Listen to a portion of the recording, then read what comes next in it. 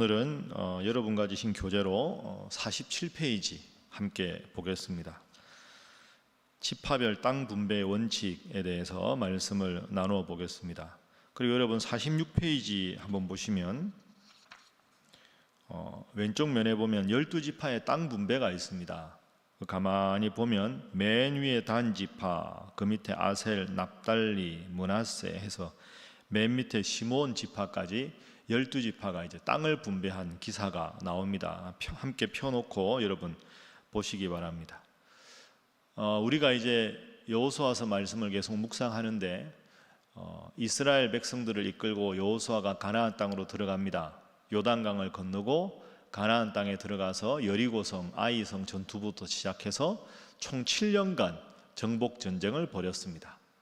그래서 우리가 주일날 말씀을 들은 대로 7년간 정복 전쟁은 가나안 땅의 모든 것을 점령한 게 아니라 거점이 되는 도시 여리고성, 아이성, 남부연합군, 북부연합군 해서 거점이 되던 도시들을 다 함락을 시켰습니다. 그리고는 하나님께서 여호수아를 통해서 또한 우리 14장 말씀에 보면 여호수아가 이제 나이가 들었기 때문에 여호수아만 아니라 제사장 엘르아살 그리고 12족장들 함께 모여서 땅을 분배를 합니다. 그래서 하나님께서 제비뽑기를 통해서 이제 12지파에게 땅을 분배하라고 명령하셨다.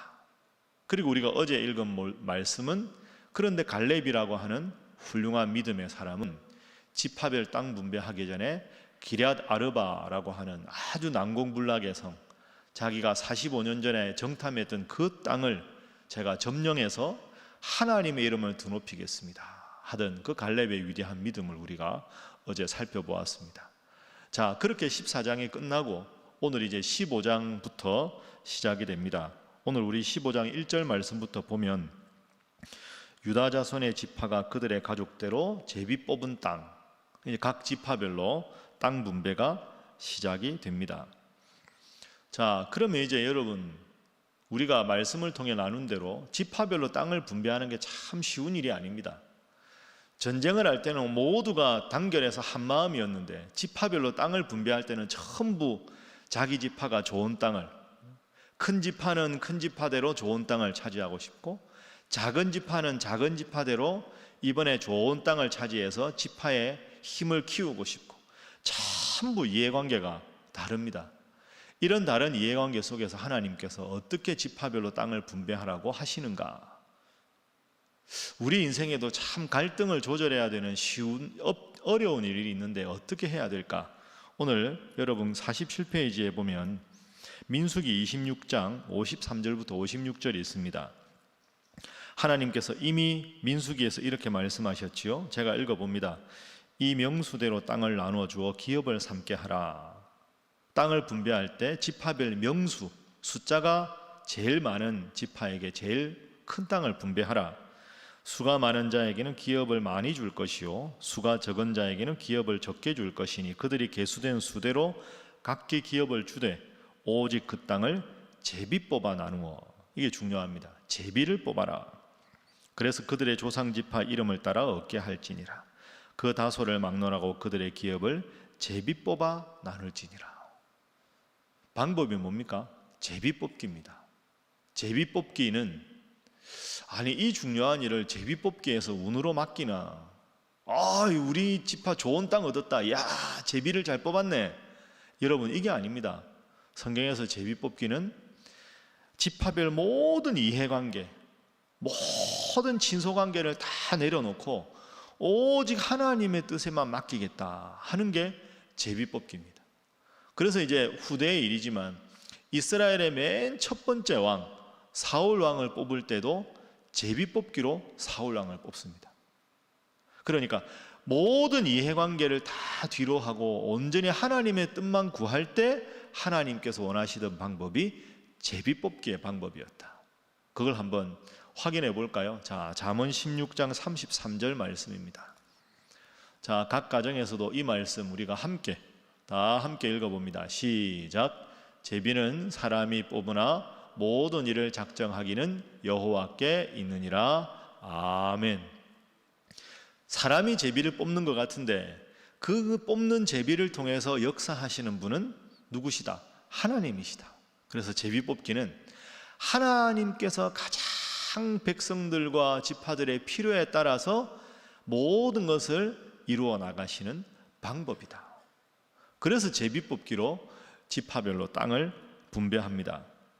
그 중에서 맨 먼저 땅을 분배받은 지파가 오늘 15장 1절부터 나오는 유다 지파입니다. 여러분, 유다 지파는 12지파 중에서도 제일 숫자가 많은 지파입니다. 숫자가 많으니까 아까 민수기 26장 53절 말씀대로 지파별 숫자가 많은 지파가 제일 넓은 땅을 차지하라. 그래서 유다 지파 땅이 아주 넓습니다. 여러분, 46페이지 지도 한번 보십시오. 자료집에 지도 보시면 유다 지파의 땅이 있습니다. 여러분, 지도상으로 보면 중남부죠. 중남부. 시몬 지파가 유다 지파 땅 안에 있습니다. 그죠? 그 유다 지파의 영역을 잘 보시면 왼쪽에 지중해가 있고 유다 지파 땅의 오른쪽에는 사해가 있고 그렇습니다. 그러니까 이 유다 지파가 얻은 땅은 가나안 중남부의 노른자 땅입니다. 그래서 평야도 있고 지중해와 엿닿아 있으니까 해상 무역도 가능하고 그리고 산지도 있고 그렇습니다. 그 유다 지파는 농사도 지을 수 있고 목축도 할 수 있고 상업도 할 수 있고 해상 무역도 가능한 가장 좋은 땅을 유다 지파가 받았습니다. 제일 큰 지파니까 제일 좋은 땅을 받았다, 이렇게 볼 수가 있겠죠. 그런데 여러분, 이게 또 하나 어려운 점이 있습니다. 야, 유다 지파가 좋겠다, 제일 큰 땅을 받았으니까 제일 운이 좋은 지파네. 그게 아닙니다. 제가 여러분 어제 말고 10월 4일 날 했던 설교 생각해 보십시오. 이게 부담입니다. 이게 왜냐하면 말씀드린 대로 지금 가나안 땅을 다 점령한 게 아니잖아요. 거점 도시만 점령을 하고 분배받은 땅에는 들어가서 지파별로 전투를 해가지고 작은 성읍들을 점령을 해야 됩니다. 그러니까 유다 지파 땅이 제일 넓다 하는 말은 제일 넓은 땅을 받아 좋다는 의미도 있지만 그만큼 그 땅에 들어가서 점령해야 될 가나안 사람들의 성읍들이 많다 하는 거죠. 큰 땅은 축복이지만 동시에 뭐다? 부담이다. 숙제다, 숙제. 여러분, 그렇습니다. 우리가 직함이 높아지면, 지위가 높아지면 야, 저 사람은 저렇게 높은 직위를 가졌으니 부럽다, 부러운 것만이 아닙니다. 직위가 높을수록 책임이 크고 부담이 크고 숙제가 많습니다. 작은 직장에서 작은 일을 할 때는 실수해도 별로 표가 안 나는데 일국의 지도자가 되거나 큰 기업의 총수가 되면 그만큼 부담이 따르고 스트레스가 많은 것과 같은 겁니다. 그래서 유다 지파가 제일 큰 땅을, 제일 좋은 땅을 받았다 하는 것은 은총이다. 동시에 뭐다? 숙제다. 그런데 여기서 중요한 건 숙제도 은총으로 고백할 수 있어야 한다 하는 거죠. 숙제가 없으면 공부를 잘 안 합니다. 학생들은 똑같습니다. 큰 땅을 받았으니까 열심히 최선을 다해서 하나님 앞에 기도하고 유다 지파가 한 마음이 돼서 전투를 해야 가나안 작은 성읍들을 멸망시킬 수가 있잖아요.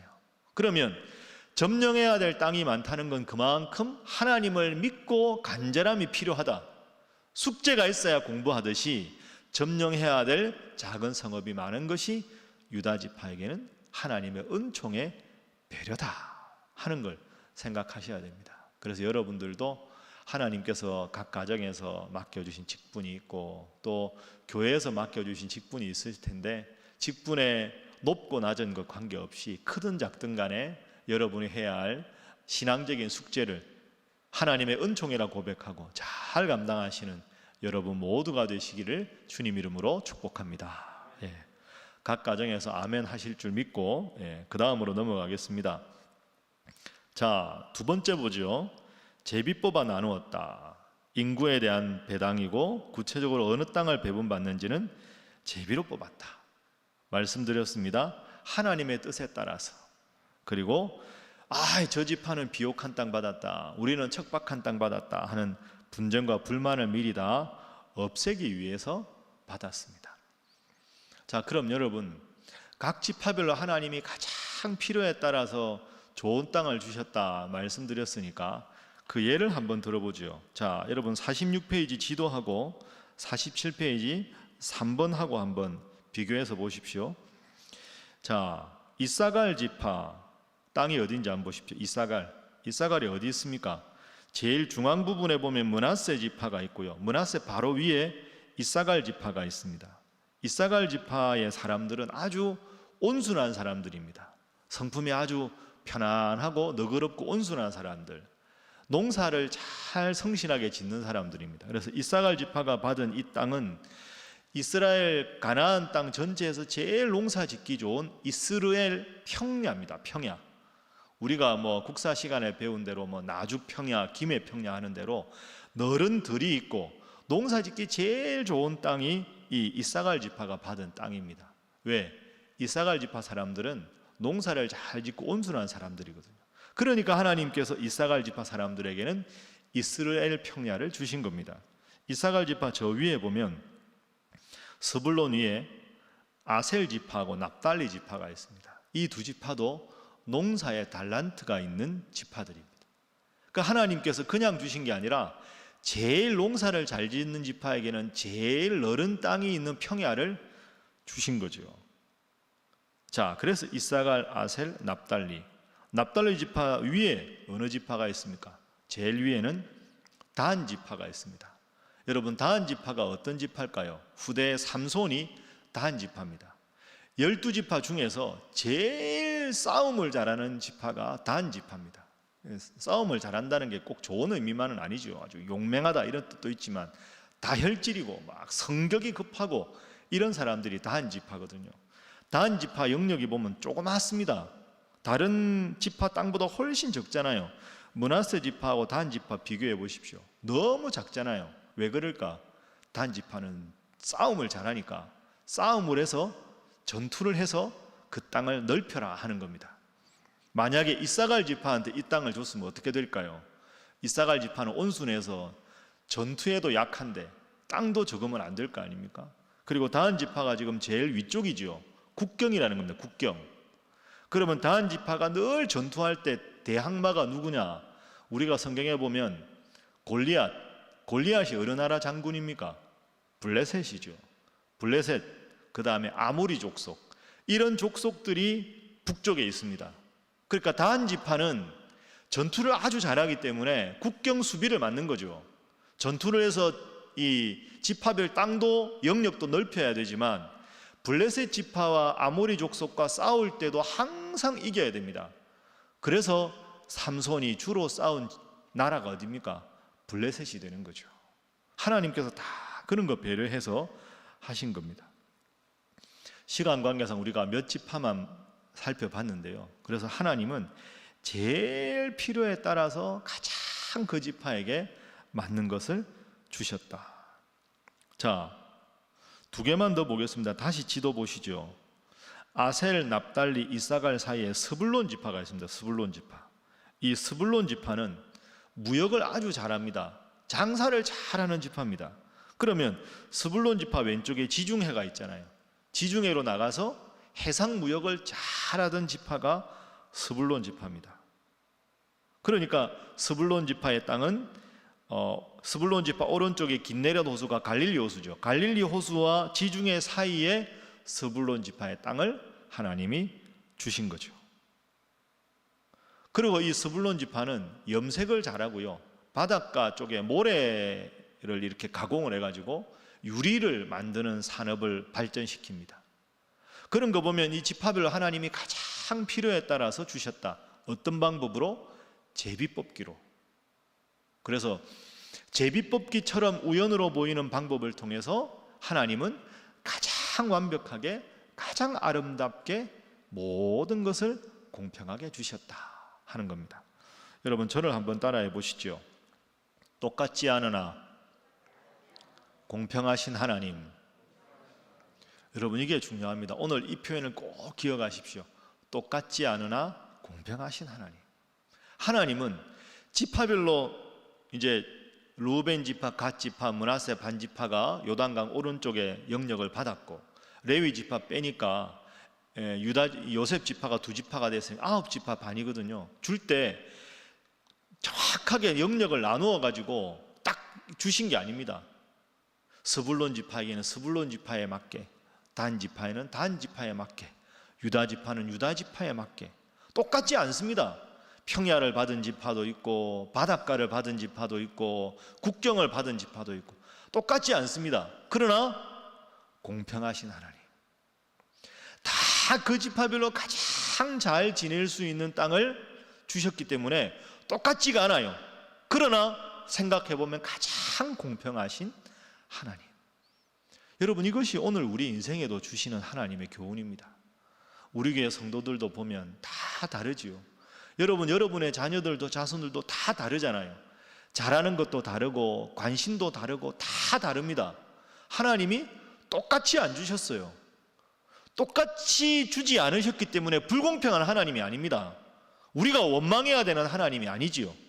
똑같지 않지만 가만히 보면 그 사람의 가장 잘할 수 있는 것, 그분이 가장 열심히 할 수 있는 것에 따라서 다 다르게 주셨다. 똑같지 않지만 공평하신 하나님이다. 이게 오늘 지파별 땅 분배를 통해서 우리에게 주신 하나님의 교훈입니다. 그럼 이제 말씀을 정리하겠습니다. 여러분도 이렇게 12지파에게 하나님께서 땅을 분배하신 것처럼 여러분 각자에게도 하나님 소중한 달란트대로 직분을 주셨습니다. 각 가정에서 남편으로 아내로, 아버지로 어머니로, 할머니로 할아버지로, 누군가의 자녀로, 직장에서도 다양한 직분, 다 다양한 모임에서 다양한 게 있습니다. 다른 분들의 모습을 보면 하나님이 나를 좀 사랑하지 않는 것 같고, 저분을 더 사랑하는 것 같고, 저분에게 더 많은 것을 주신 것 같고, 그게 아닙니다. 하나님은 똑같이 주시지 않았다. 그러나 가만히 다시 돌아보면 나에게 가장 필요한 것을 가장 완벽하게 주셨다. 그래서 똑같지 않지만 공평하신 하나님, 그것을 우리가 경험할 수 있다. 그럼 우리가 어떻게 해야 하겠습니까? 하나님 나에게 주신 것이 다 뜻이 있으니 나에게 주신 것에 감사하고 나의 부족한 점을 보완하고 그렇게 살아가면 되는 것이지요. 한 가지만 더 정리해 볼까요? 제비를 뽑았다 하는 걸 오늘 우리에게 어떻게 적용할 수 있을까요? 여러분, 우리가 뭔가 일을 결정할 때 제비 뽑기 한다, 이게 오늘날 우리와는 좀 안 맞는 면이 있지요. 우리가 제비를 뽑아야 하나요? 목사님, 모든 일을 정할 때? 여러분, 제비를 뽑아서 지파별로 땅을 분배했다는 이 제비 뽑기가 오늘 우리에게 적용하면 뭘까요? 한번 따라하겠습니다. 말씀과 기도, 이게 제비 뽑기입니다. 말씀과 기도. 여러분, 내가 이 일을 해야 할까, 저 일을 해야 할까, 이 일을 하는 게 하나님 뜻일까, 안 하는 게 하나님 뜻일까? 그걸 우리가 아는 방법이 뭘까요? 이 시대에는 제비 뽑기 했는데 오늘 이 시대에 우리가 할 수 있는 건 먼저 말씀을 묵상하는 겁니다. 매일매일 말씀을 깊이 묵상해서 하나님, 이 일에 대한 하나님 뜻이 무엇일까? 라고 우리가 물을 때 하나님께서 나에게 깨닫게 해주시는 말씀, 그래서 여러분 새벽 기도회가 중요한 겁니다. 아침에 일어나서 가장 영적으로 맑은 시간에 하나님 앞에 나올 때 하나님, 제 인생에 이런 문제가 있습니다. 이런 문제에 대한 해답을 하나님께서 알려주십시오. 오늘 말씀을 통해서 깨닫게 해주십시오. 그런 마음으로 말씀을 읽고 말씀을 들으십시오. 그러다 보면 그 말씀 한 구절이, 아니면 목사님을 통해 주시는 하나님의 말씀에 대한 설명이 저것이구나, 내 지금 문제에 대한 해답이 바로 저 말씀이구나 하는 순간 아멘 하는 거죠. 그러면 그 말씀 붙잡고 나아가면 되는 겁니다. 그래서 말씀을 읽는 것, 이게 오늘 우리식으로 말하면 제비 뽑기입니다. 두 번째는 기도입니다. 그런데 이 말씀을 적용하면 이 말씀인 것 같고 저 말씀이 적용하면 저 말씀일 것 같아서 마음에 헷갈릴 때, 여전히 불안할 때, 그럴 땐 기도하는 겁니다. 하나님, 이 상황에서 하나님 뜻이 무엇입니까? 그 기도하는 겁니다. 기도는 항상 해야 하는 겁니다. 그러면 제가 여러분에게 제일 자주 드는 비유 중에 그런 거 있죠. 자동차 운전할 때 여러분이 우리 교회에 오실 때는 그냥 딱 누르면 여러분이 원하는 뭐 기독교 방송, 클래식 FM, KBS FM 다 나오잖아요. 지방으로 차를 가지고 가면 눌렀는데 안 나와요. 왜? 주파수가 달라졌으니까. 그럼 어떻게 해야 될까요? 지방에 갔을 때 주파수를 맞추는 겁니다. 주파수를 맞추면 맑은 음색으로 목사님의 설교가 나올 때도 있고 FM으로 클래식 음악을 들을 수가 있어요. 기호에 따라서. 이게 무슨 말이냐? 인생의 모든 상황은 달라질 수밖에 없어요. 그러면 그 달라지는 상황에서 내가 하나님 앞에 기도하는 거죠. 하나님, 이 문제는 어떻게 하는 것이 하나님 뜻입니까? 이런 다른 환경에서 이 문제는 어떻게 하는 게 하나님 뜻입니까? 하나님께 묻는 겁니다. 하나님께 기도하는 것이 주파수 맞추는 거라는 거예요. 주파수. 달라지는 상황에서 주파수, 영적인 주파수를 맞추면 하나님께서 확신을 주십니다. 그 확신을 붙잡고 나아가면 우리가 승리할 수가 있는 거죠. 아유, 목사님, 하나님께서 이것을 원하시는 뜻이다. 분명하게 하나님이 말씀 안 해주시는데 어떻게 압니까? 어떻게 아느냐? 기도하다 보면 하나님께서 분명한 마음에 평안을 주십니다. 자, 마지막으로 우리가 성경 구절 하나 찾아볼까요? 디모데후서 1장 7절 말씀 보겠습니다. 디모데후서 1장 7절 말씀. 자, 함께 한번 읽어봅니다. 시작. 하나님이 우리에게 주신 것은 두려워하는 마음이 아니요 오직 능력과 사랑과 절제하는 마음이니. 아멘. 하나님이 우리에게 주시는 마음은 두려워하는 마음이 아닙니다. 능력과 사랑과 절제하는 마음은 평안이라는 뜻입니다. 그러니까 이 문제를 놓고 구약시대 백성들이 제비 뽑듯이 우리가 말씀과 기도로 하다 보면 하나님 이 문제를 어떻게 해결할까요? 했는데 말씀을 듣다가 어느 순간 다 평안이 찾아오거나 기도하다가 아, 하나님이 이걸 원하시는구나 하는 하나님의 뜻일 때는 마음의 두려움이 사라집니다. 마음이 평안해집니다. 그래서 이제는 마음이 더 이상 둘로 나누어지지 않고 누구의 조언에도 아랑곳하지 않고 이것이 하나님 뜻이다 하고 나아갈 수가 있게 되는 거죠. 자, 오늘 말씀 정리해 봅니다. 지파별로 첨예한 이해관계가 대립된 상태에서 하나님께서는 제비뽑기를 통해서 이스라엘 백성들에게 영토를 잘 분배해 주셨습니다. 다르지만 똑같지 않았지만 가장 그 지파에 맞는 좋은 방법으로 공평하게 땅을 분배해 주셨습니다. 오늘 우리도 내가 하나님 앞에 받은 것과 다른 사람 받은 것 가지고 비교하고 불평할 게 아니라 하나님 나에게 가장 좋은 것을 주셨다. 하나님 나에게 가장 좋은 것을 주셨다. 이 고백을 가지시고 그 하나님의 뜻대로 살아가기 위해서 오늘날 제비뽑기 말씀과 기도로 마음의 평안을 얻고 늘 주님과 함께 동행하는 우리 사랑하는 신일의 모든 성도들이 다 되시기를 주님 이름으로 축복합니다. 함께 기도하겠습니다. 이 시간 기도할 때 우리 세 가지 제목으로 기도하겠습니다. 하나님, 제가 있는 지금 이 자리가 하나님께서 원하시는 자리입니다. 범사에 감사하며 살아가게 하여 주옵소서. 하나님, 제게 주신 이 영역에서 이 분깃에서 감사하며 또한 최선을 다하게 하여 주옵소서.